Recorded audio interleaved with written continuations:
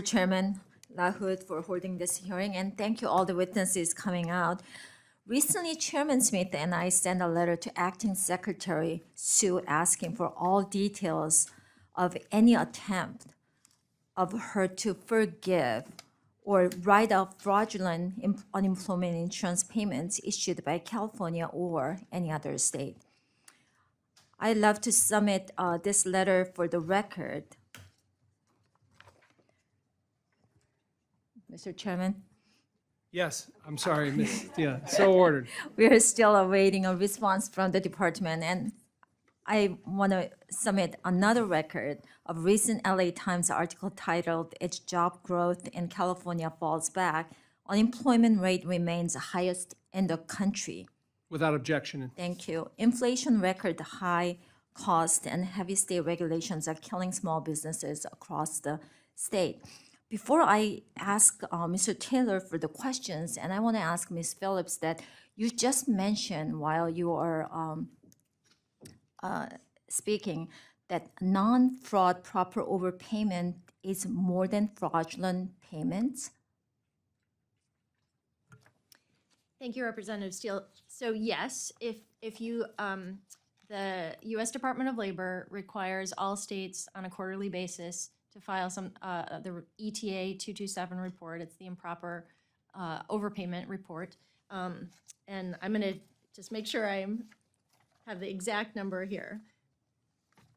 So in 2023, 62% of Illinois' total overpayments were considered non-fraud improper payments.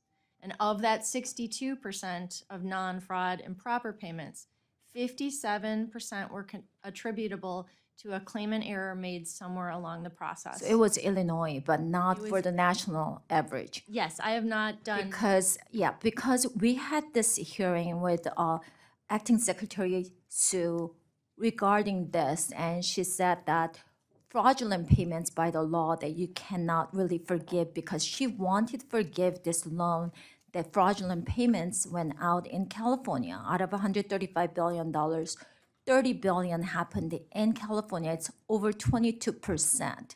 So that's actually under her watch, because she was labor secretary in California. She was the one created.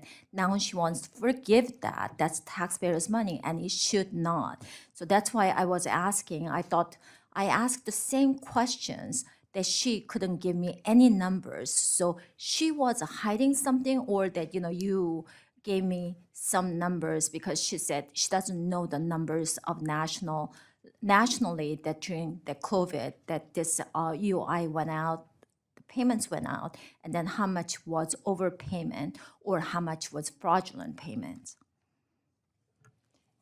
And Representative Steele, I should amend my comment that the data, that ETA 227 data is regular UI. It does not include the CARES Act program. So it has nothing to do with the CARES Act. Doesn't have the CARES Act. Yeah. Thank you very much for clearing that.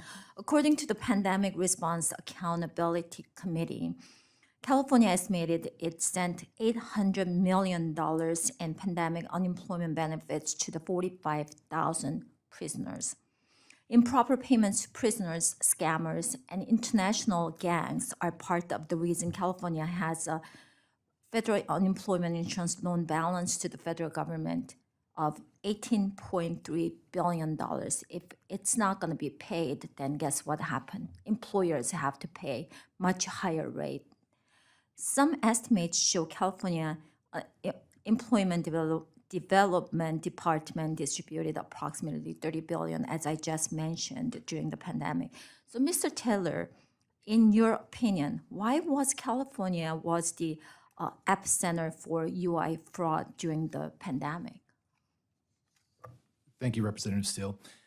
Let me offer that prior to implementing ID.me in right around October 2020, California was experiencing a landslide of fraud at the time. Coming out of the governor's office and post the ID.me integration, whenever we implemented the IAL2 controls in there, reporting out of the governor's office put it right at $125 billion in fraud savings that ID.me saved the state of California. Subsequently, California has moved away from the IAL2 standard, and now you're starting to see those fraud rates that you're alluding to. As far as the why, it's going back to an old data broker model that I referenced in my testimony, where you're asking for PII that's quite literally available for cents on the dollar on the dark web. Thank you very much, because I wanted to make very clear about that, because when Julie Su was labor secretary, she actually mentioned that you know what, they're not up to date, that how they're gonna make proper payments. I have a few more questions, but I'm gonna submit in writing, because since my time is over, I yield back. Thank you, Ms. Steele.